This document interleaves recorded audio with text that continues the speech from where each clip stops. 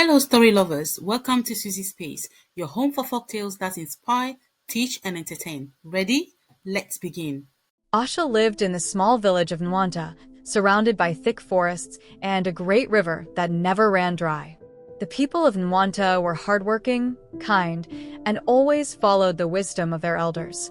But there was one rule that every child in the village was taught from birth: never save a stranger from the river. One evening, as the sun set behind the hills, painting the sky in gold and purple, Asha went to the river to fetch water for her mother. She hummed a song as she walked, her clay pot balanced on her head. But as she reached the riverbank, she heard a sound that made her stop. A groan. She looked around and saw a man lying by the river, his clothes soaked, his chest rising and falling weakly.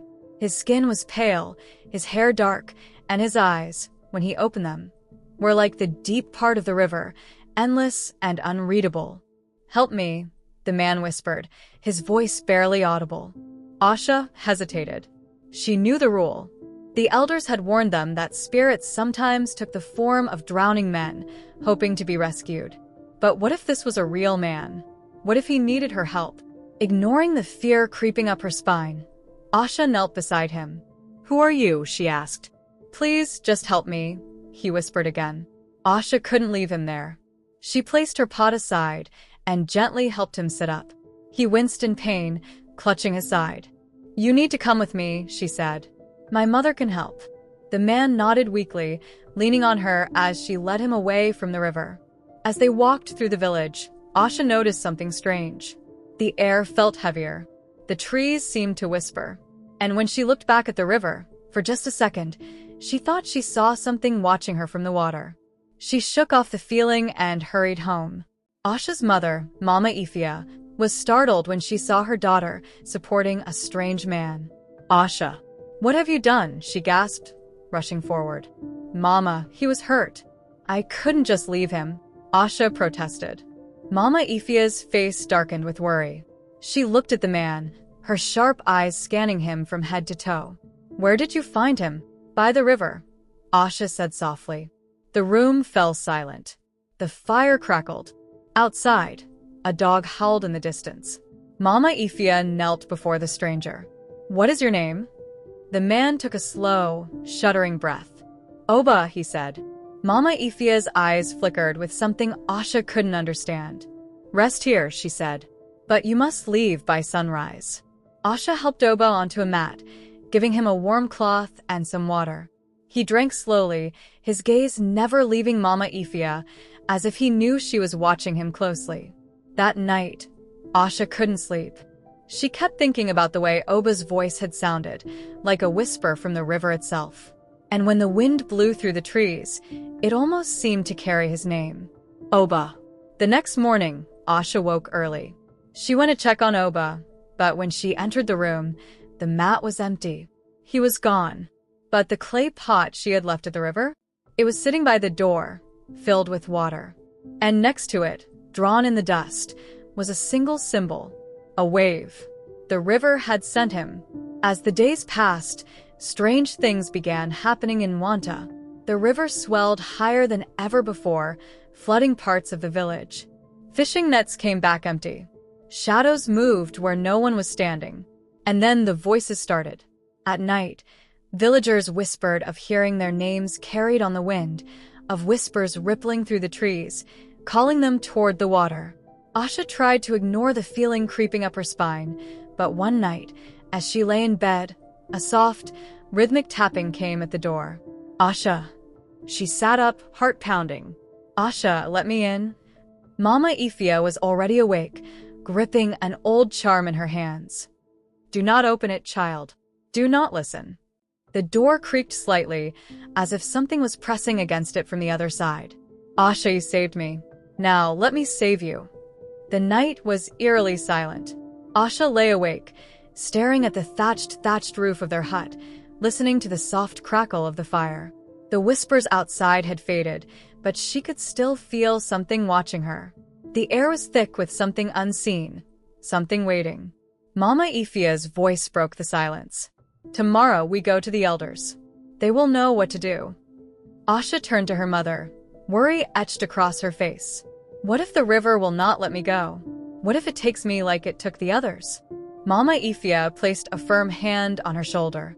You are not alone, my child. The river called you for a reason, but we will not let it take you.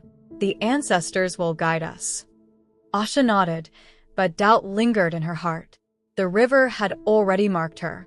She felt it in the cold shivers that ran down her spine, in the way her dreams were filled with dark water and voices calling her name. Dawn came too soon.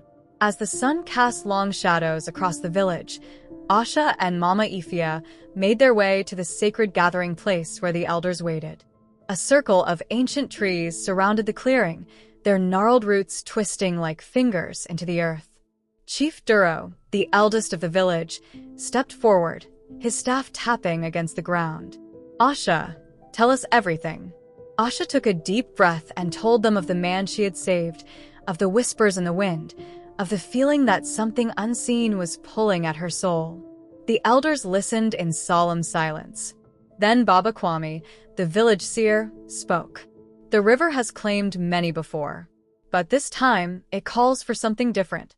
A debt must be repaid. Asha's heart pounded. What debt? Baba Kwame's gaze was heavy with sorrow. The debt of a broken promise. And only you can set it right. A broken promise? What promise? Baba Kwame's eyes were distant, lost in memories of old. Long ago, before this village was built, the river spirit made a pact with our ancestors. They swore to honor the river, to give offerings in gratitude for its life-giving water. But the promise was broken. One of our own, blinded by greed, took more than was given. The river wept, and in its sorrow, it began to claim those who disrespected it. Asha swallowed hard. But I did nothing to break that promise. Why is it calling for me? The elders exchanged glances. Chief Duro spoke next. You saved a man from the river, a soul it had already claimed. In doing so, you defied its will. Now, it seeks to balance what was undone. A cold shiver ran down Asha's spine. What must I do? Baba Kwame's voice was grave. The river does not easily forgive. To mend what has been broken, you must return to the water and face the spirit itself. Only then will you know what it demands. Asha felt her mother's grip tighten on her arm. No, Mama Ifia said firmly. There must be another way. The chief sighed. If there is, we do not know it. But time is short. The river will not wait forever. Asha looked at the elders, then at her mother. She could feel the weight of fate pressing down on her. The river had called her, and she knew she had no choice but to answer. That night, the village was eerily quiet. Even the wind seemed to hold its breath. Asha sat outside her hut, staring at the river in the distance. It shimmered under the moonlight, its surface deceptively peaceful, as if it had not tried to claim her days before. Mama Ifia sat beside her, holding a small bundle wrapped in cloth. Take this, she said softly, placing it in Asha's hands. Asha unwrapped it carefully. Inside was a small carved figure, its edges smooth from years of handling. It was a token of protection, one passed down through their family for generations. It belonged to my mother, Mama Ifia said, and to her mother before her. It will keep you safe. Asha's fingers tightened around it. Mama, what if I don't come back? Mama Ifia's eyes were full of sorrow, but her voice was steady. Then I will know you fought bravely. But you will come back, my child. You must. Asha swallowed the lump in her throat. I am afraid.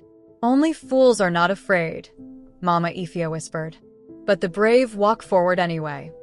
Asha nodded, inhaling deeply. She could feel the weight of the village's expectations, the whispers of ancestors urging her on. As midnight neared, she stood and walked toward the river, each step heavy with fate. When she reached the edge, she knelt by the water. The night air was thick, humming with an unseen force. She held the carved figure tightly and whispered, I am ready. The river stilled. Then, without warning, the water surged forward and pulled her under. Darkness swallowed her whole.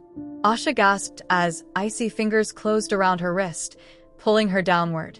The river wrapped around her like a living thing, coiling tighter, dragging her deeper into the abyss.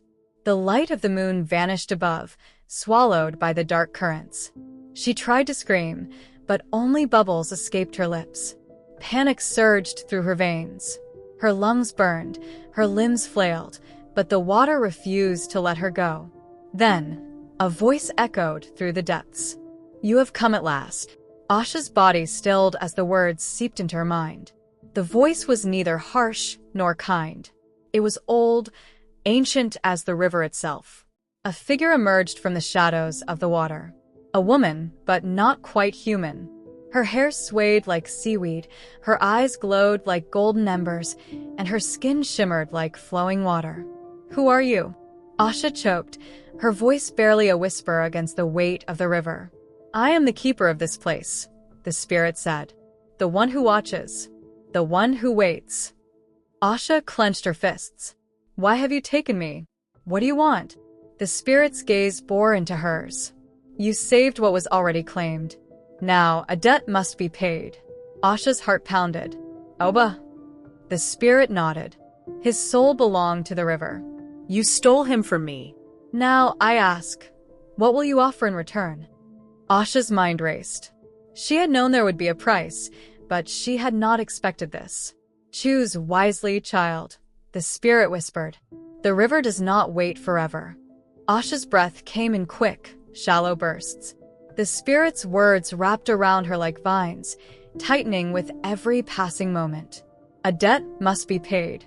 The river would not release her without a price. I do not know what to offer," Asha admitted, her voice trembling. The spirit tilted its head, studying her. "There is always something. A soul for a soul. A gift for a gift. You have taken from the river. Now, you must return what is owed." Asha's heart pounded.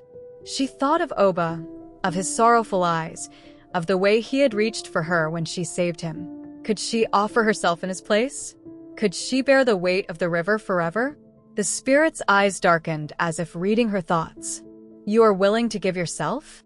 Its voice was unreadable, neither mocking nor approving. Asha swallowed hard. "If it will free Oba, then yes." For the first time, the spirit's expression changed. A flicker of something ancient, something deeper than the river itself. "Brave, but foolish," it murmured. "The river does not take what is given freely. It only takes what is truly owed." Asha frowned. "Then what must I do?" The spirit lifted its arm, and the water around them rippled. A shadow moved in the darkness, a form Asha recognized instantly. Oba. He floated just beyond her reach, his body half dissolved into the water, his eyes locked onto hers with silent desperation. "Find the truth," the spirit said. "Only then will the river let him go." Asha's fingers twitched as she reached toward Oba, but the water between them thickened, keeping him just out of reach. His mouth moved, forming silent words she could not hear. "The truth?" Asha turned back to the spirit, frustration creeping into her voice. "What truth must I find? Tell me." The spirit's golden eyes gleamed. "The river holds many secrets. You must look beyond what you know. Why was Oba taken? Why does the river still claim him?" The water churned as it spoke, shifting like a restless beast. Asha's heart pounded. She thought back to Baba Kwame's words, the story of a broken promise, a betrayal that had cursed the river. Did Oba break the river's oath? Is that why he is trapped? The spirit did not answer immediately. Instead, it raised a hand, and the water rippled again. A new vision formed within the currents. A younger Oba stood at the river's edge, his hands trembling as he held a small, glowing object, a carved totem. He whispered something, his voice swallowed by the wind. Then, he dropped the totem into the water and turned away. But as he walked, a shadow rose from the river behind him. A cold chill ran down Asha's spine. What did he do? "He made a promise," the spirit murmured. "And he broke it." The water swirled, showing the village long ago, Oba standing before the elders, his head bowed. She saw anger, disappointment, fear. And then, she saw the river take him. Asha gasped. Oba was offered to the river as punishment. The spirit nodded, but he was not meant to return until you saved him. Asha turned back to Oba's fading form. The truth lay before her now, but knowing it was only the beginning. Asha's breath came in sharp gasps as the weight of the truth settled upon her. Oba had broken an oath to the river. He had been claimed as payment, and she had undone it. The spirit watched her, waiting. The river churned around them, whispering with unseen voices. The choice was now hers. Asha turned to Oba. His eyes pleaded with her, though his voice was lost to the water. If she did nothing, he would remain trapped in this endless purgatory. But if she acted, if she attempted to free him again, the river's wrath would return. There must be a way to fix this, Asha said, her voice steady. The spirit tilted its head. Would you give yourself in his place? Asha hesitated. She thought of Mama Ifia, of her village, of the life she had yet to live. Fear clawed at her heart, but she knew one thing for certain. Oba did not deserve this fate. No one did. No, Asha said finally. There must be another way. A way to restore balance without another soul being lost. The spirit studied her. Then, with a wave of its hand, the water began to glow. From the depths, the carved totem Oba had once thrown into the river emerged, floating between them. This was his offering, the spirit said, but an offering must be accepted. He took back what he gave. That is why the river will not let him go. Asha's eyes widened in realization. Then I must return it. The spirit nodded. But the river does not accept empty gestures. You must give something in return. A piece of yourself. A memory. A dream. A future yet to be lived. Asha's hands trembled as she reached for the totem. What would the river take from her? And was she ready to give it? The days that followed were filled with quiet relief and quiet mourning. The river remained calm, its surface reflecting the sky like polished glass. The villagers slowly returned to their daily lives, but whispers of Asha's journey spread like wind through the trees. She had done what no one before her had dared to do. She had faced the river and lived to tell the tale. Mama Ifia kept Asha close, always watching her with quiet gratitude and deep love. You were chosen, my child, she said one morning as they pounded yam together. Not by the river, but by fate itself. Asha knew this to be true. She could feel it in the way the wind carried her name, in the way the water no longer seemed to call for her. She had walked the path between two worlds and returned home. But there was something else. One evening, as she stood by the riverbank, she felt a presence beside her. She turned sharply, expecting a shadow, a voice, a sign. But there was only the gentle rustling of the trees, the steady flow of the river, and the whisper of something unseen. A soft breeze brushed against her cheek, and for a fleeting moment, she could have sworn she heard Oba's voice. Thank you, Asha. She smiled, pressing a hand to her heart. He was free, and she was, too. As she turned away from the river, stepping back toward the warmth of her village, she carried the lesson with her, that sometimes the bravest thing one can do is not to fight against the spirits of the past, but to release them, and to let them go. Thank you, friends, for watching. Please like, comment, share, and subscribe to Suzy Space for more stories.